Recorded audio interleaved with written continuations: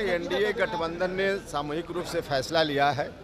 इस बात के लिए मैं भारत के प्रधानमंत्री जी को, बिहार के मुख्यमंत्री नीतीश कुमार जी को और तमाम एनडीए गठबंधन के जो दूसरे नेता हैं, अमित शाह जी हों, नड्डा साहब हों, मांझी जी हों, चिराग पासवान जी हों, सब लोगों के प्रति मैं धन्यवाद ज्ञापित करता हूं। सब लोगों का सामूहिक निर्णय कि राहुल गांधी जी अब विपक्ष के नेता हैं तो कुछ तो उनको बोलना है। कोई मटेरियल उनके पास नहीं है तो अनर्गल बात जो उनको लोग बता देता है वही बोलते हैं, तो इस रूप में उनकी बात का कोई मतलब नहीं। नमस्कार, लाइव बिहार देख रहे हैं आप। आपके साथ मैं स्नेहा गुप्ता। राष्ट्रीय लोक मोर्चा के अध्यक्ष यानी कि उपेंद्र कुशवाहा के लिए खुशखबरी है और एनडीए ने जिस तरीके से उनको तोहफा दे दिया है काफ़ी बड़ी बात है।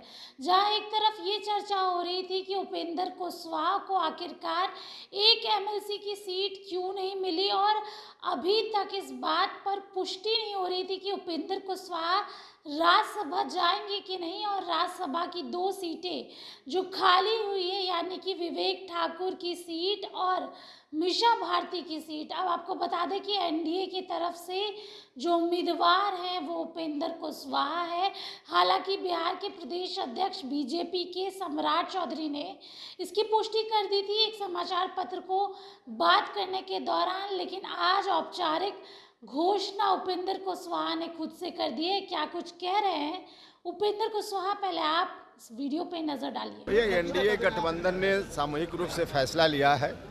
इस बात के लिए मैं भारत के प्रधानमंत्री जी को, बिहार के मुख्यमंत्री नीतीश कुमार जी को और तमाम एनडीए गठबंधन के जो दूसरे नेता हैं, अमित शाह जी हों, नड्डा साहब हों, मांझी जी हों, चिराग पासवान जी हों, सब लोगों के प्रति मैं धन्यवाद ज्ञापित करता हूं।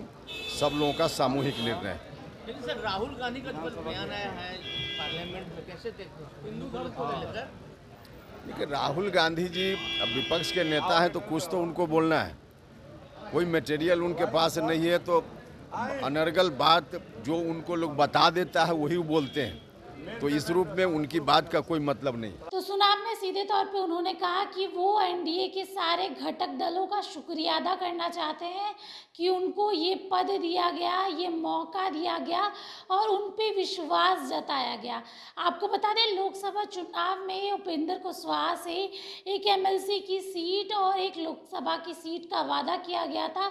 आखिरकार उनको एमएलसी की सीट तो नहीं मिली, लेकिन अब वो राज्यसभा के लिए उम्मीदवार तो बन चुके हैं। आपको बता दें कि लोकसभा चुनाव में काराकाट से उम्मीदवार थे, एनडीए की ओर से प्रत्याशी थे, लेकिन काराकाट में एक बड़ी हार उनको मिली क्योंकि पवन सिंह ने वहां का समीकरण बिगाड़ दिया।